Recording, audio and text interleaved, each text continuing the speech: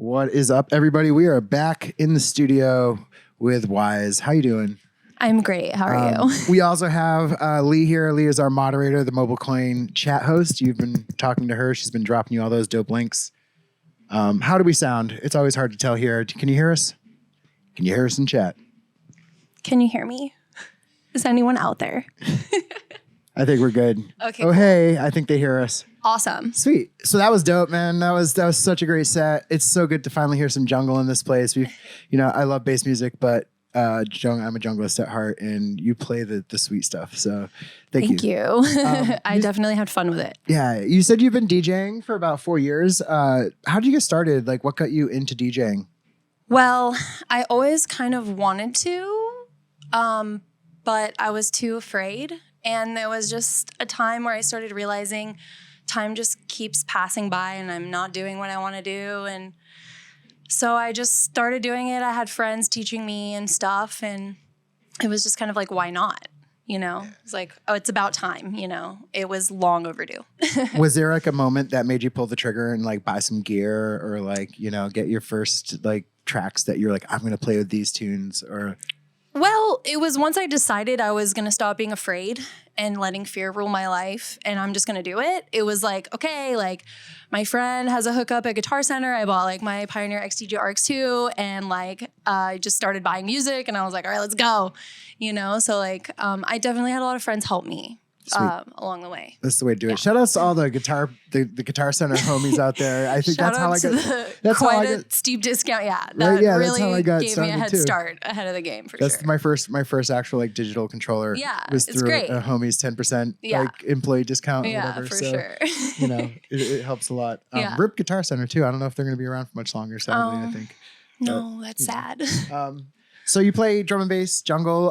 Has that always been your focus and your love, or have you like dabbled in other music? For the most part, I like to try and mix things with it. I feel like it's just fun to mix different things together. But yeah, I mean, I definitely tend to bend the BPMs sometimes. Yeah, I definitely take some liberties with that. But yeah. What makes you like drum and bass? Like what calls you to play drum and bass and jungle? Well, I mean, I've just always loved it as far as electronic music goes. Like my first like massive rave I went to, I grew up on like punk rock and that was like my childhood, and it was like my life. And then I started going to raves and my friend and I like took the train to Union Station and walked 5 miles to go to Together as One, 2007. And we like walked around the party and I was like, yeah, this is cool. This is fun, but like I feel like I'm a tourist here. This isn't like my calling or like my passion. I'm just having fun. I'm here. And then we found this tiny side room. And when we walked in, we both just looked at each other and we were like, we just stayed there all night dancing our butts off. Yeah, it was like a moment. I was like, what is this? It's my same story. And it's been my life ever since. My same story, but mine was in, I think, 97. Yeah. Like I went to a few raves and was like, this is cool. Like I dig this, I was a little like kind of industrial punker kid. Yeah. And then like I remember the first rave I went to, this is a little tiny side room. Like there was this loud music coming out and I walked in and everybody was dressed in camouflage and there was MC spitting and they were just playing gnarly drum and bass. It was DJ DB like back in the day.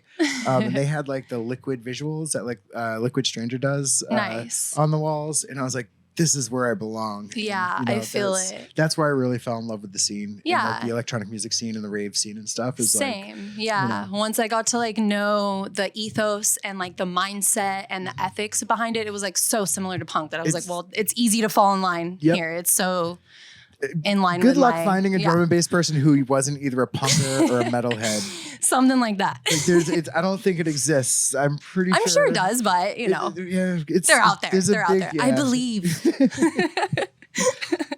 But yeah. who inspires you as an artist? Let's talk about past and future. Like, was there somebody that you looked up to as a DJ? When you started and you're like, I want to be like them, or I want to like play music like them, or not exactly. I don't ever want to be like anyone else, but definitely my friends that helped me on my journey were a huge influence.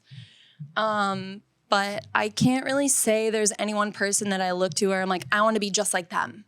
Because I want to be like myself, And 100%. It's like, I take inspiration from everywhere. Like, I'm inspired by like if you ever look at my Instagram stories, I take these like cryptic photos of just like nothing, like no context. And I'm like, I'm inspired by trash in the gutter. Like I'm inspired by everything I see. So it's just kind of like comes from everywhere. That's awesome. Yeah. That's really cool. I'm the same way. Yeah. It's too much, there's too much good talent and too many different genres and different styles to like pick one. Like I try to emulate all of my best experiences. Like Exactly. I see a DJ or an artist do something that gives me this experience. I try to like remember how that happened and why it happened and like how can I emulate that for somebody else? Yeah. You know, that's like instead of a specific people, I kind of feel the same way. So when you have a live show, do you plan out your sets usually, or are you more the type of person? I personally feel like there's no wrong answer to that. I think there's very specific situations for each one. But I always love to figure out DJs, pregame.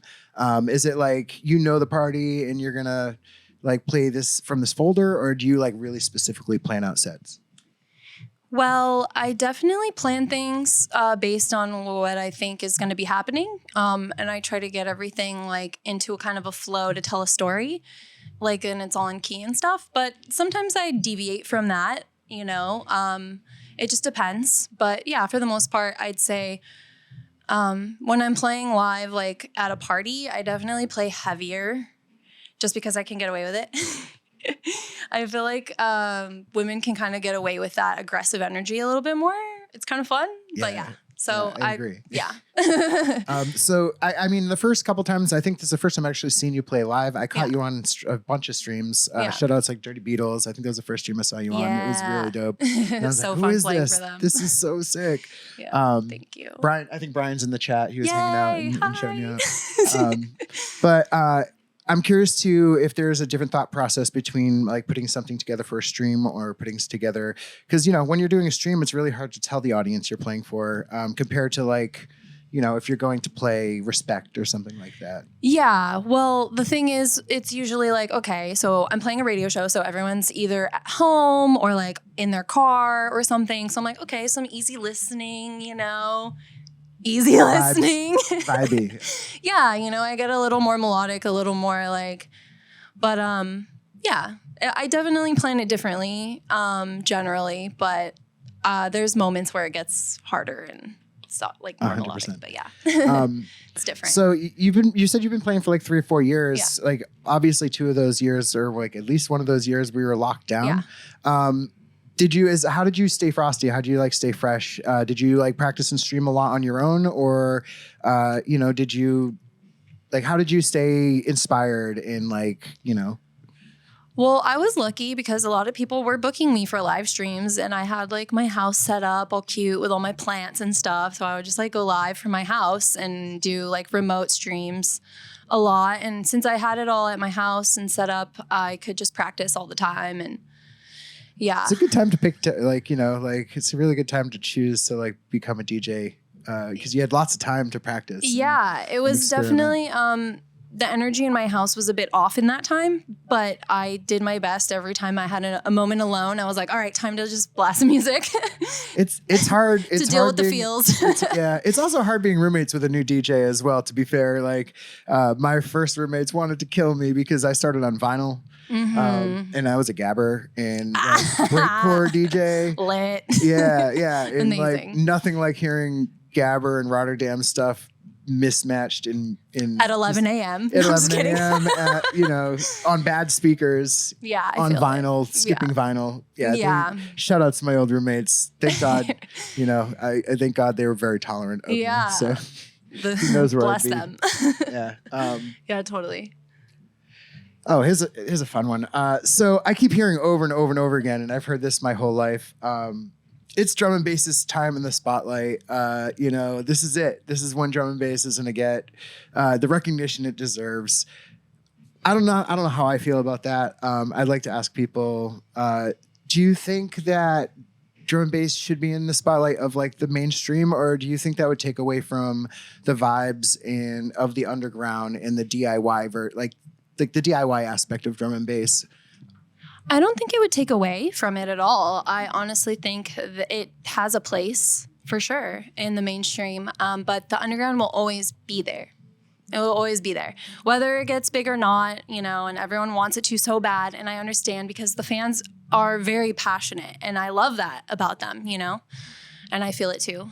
We all want drum and bass to have its moment, but I just feel like in the US especially, it's just very underground and kind of remains there. But, you know, I think maybe in the future, I don't know if it's right now, but like it's getting there. It's inching there slowly, you know? It's the closest it's been since the 90s.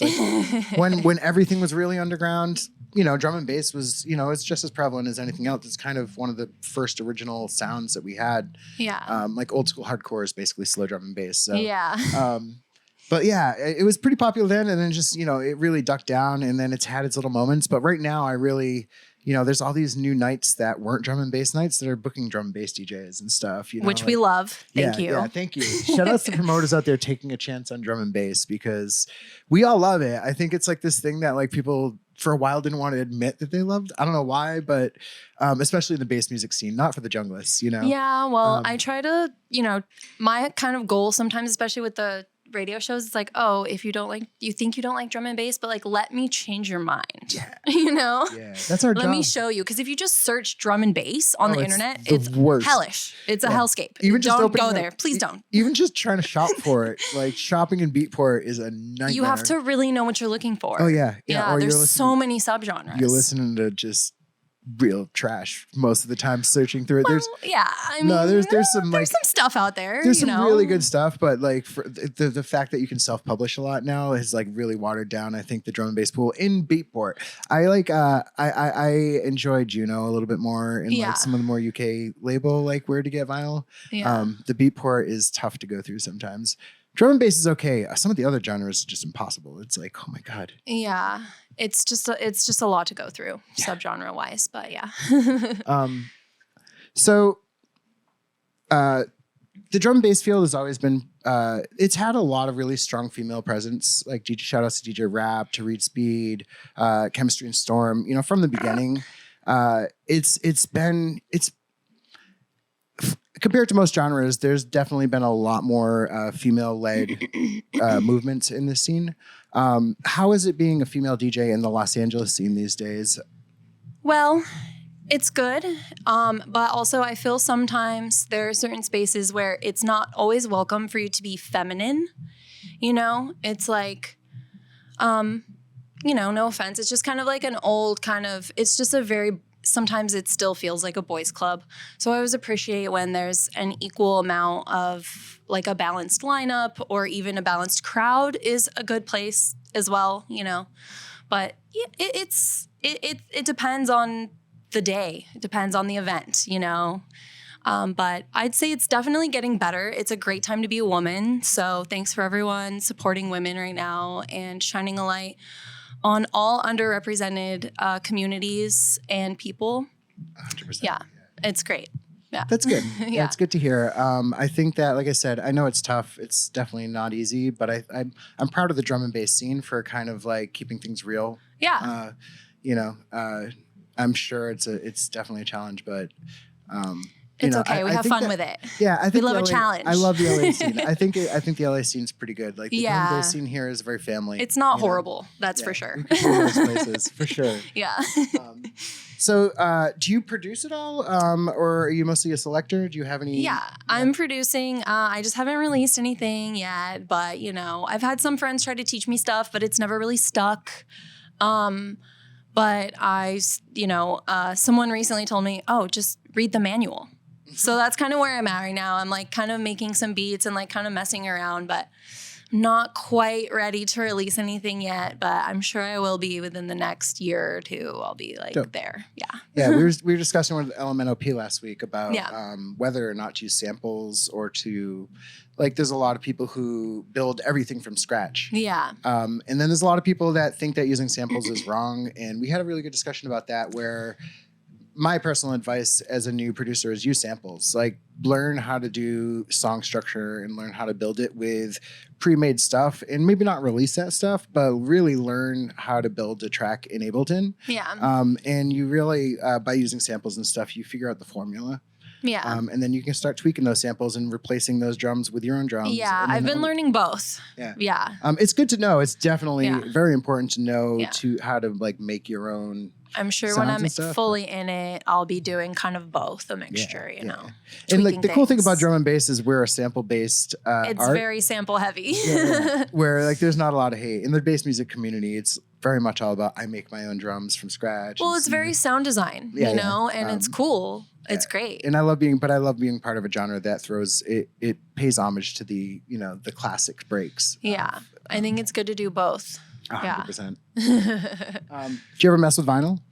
I did, for sure. When I was first learning, my friends Levi and Christina, I was working at their organic farm and they had a vinyl set up and I would go and work on their farm all day. And then like at night they would like make me food and we would hang out and like I would play their vinyl and I was like, oh, this is fun. But I never collected vinyl myself because I was always moving and on the road and just, it's expensive and you have to have space. And I didn't always have a place to call home.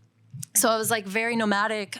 So I didn't ever end up collecting vinyl, but yeah. I'm mostly asking for personal reasons because we're getting some decks in here and I'm just looking for buddies to play some drum and bass. Yeah. So you can use They're some of out mine. there. Yeah. No, we got a good crew coming in here. Yeah, but, awesome. it's so much fun. I'm scared to pick up decks again. Like it's been so long since Don't be scared. I know. Don't let fear rule your life. Come on. I'm not. I'm going in slow. All right. I won't be playing any live sets believe in for you. at least a few months before. Okay. Word. Let's see. So drum and bass is like one of my favorite parts of drum and bass is the fashion element of it. Right. And I've been told that you dabble in fashion a little bit. Yeah, I do. Does drum and bass inspire your fashion or does It definitely does. Yeah. Yeah, it definitely does. I'd say it's a mixture between like punk and jungle. It's like I made a joke with an old friend. It was like, oh, I would call my style post-punk neo-hippie junglist. I'm just like a mutt of a human being. But yeah, definitely am heavily influenced by the jungle scene and their styles. Yeah. Where can we find you have stuff online? Not currently, No? but within this year, I'll have some things. I'm launching a new brand. So Awesome. Stay That's locked. Super cool. You also, I hear you fire spin and you dance as well. Yeah. Tell me how you got into that. Oh, man. Well, it's been like 13 years I've been doing that now, I think. Something. I don't know.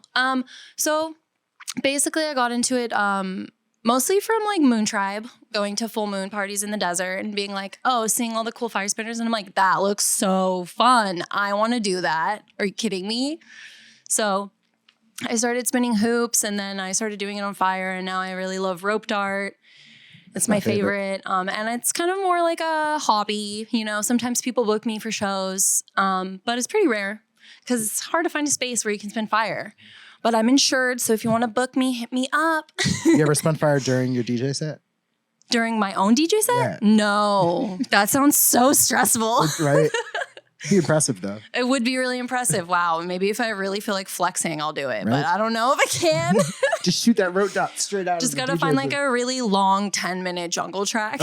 There's plenty. Ed 808 can help you out with that. He's in the All chat. right. His tracks are like 9 or 10 minutes long. Hit my email. I'm just He kidding. very much enjoyed your set. He was very active Awesome. in the Thank chat. you. Shout outs to Ed. Shout outs to the whole Producer Social fam. If there's any of you out there, keep your ears locked. We're working on something right now. So, do you have any shows coming up? Yes. So I have, I'm throwing a clothing swap in the park on February 27th at Riverside Albion Park. It's going to be really chill. So if you need to clean your closet out and bring stuff, or if you need a new wardrobe, I'll come style you. Like, it'll be fun. Or if you just want to hang out and you don't need any more things, you're a minimalist. All good. Come through.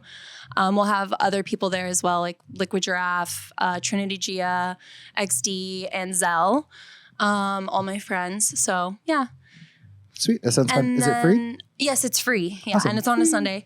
So, and then I'll be playing on March 12th at this party called Kick It in downtown LA. There's going to be a lot of different styles there. Yeah.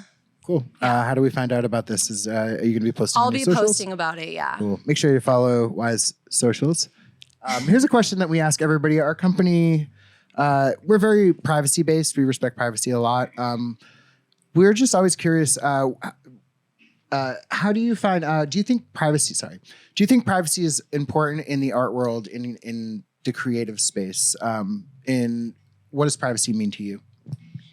Well, I think privacy, it just depends from person to person. For me, when I was a kid, I was definitely always the one in class, like hovering over my drawings, like nobody look. But now I'm getting a little more comfortable sharing things. But it's really up to you to have boundaries publicly sharing things. And, privacy is nice. It's like you get to keep something sacred for yourself. But sometimes it's nice to also be vulnerable and open. So it just depends, on the situation and what you're comfortable with. But yeah. Good answer. I'm kind of medium. I think it's good to be in the middle. I'm learning to be more open, but yeah. I personally think it's good to be in the middle. I think there's certain things balance. Balance. Duality. Do you have a musical background? Did you grow up was your family musical at all? Or I wouldn't say they were musical. They definitely listened to music. My dad always listened to lots of like blues and jazz and stuff, which was always really cool.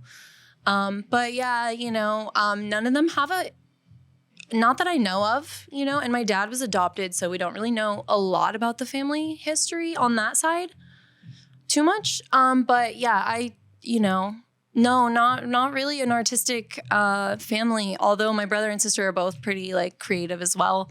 We kind of just like, I don't know where it came from. Maybe your grandparents?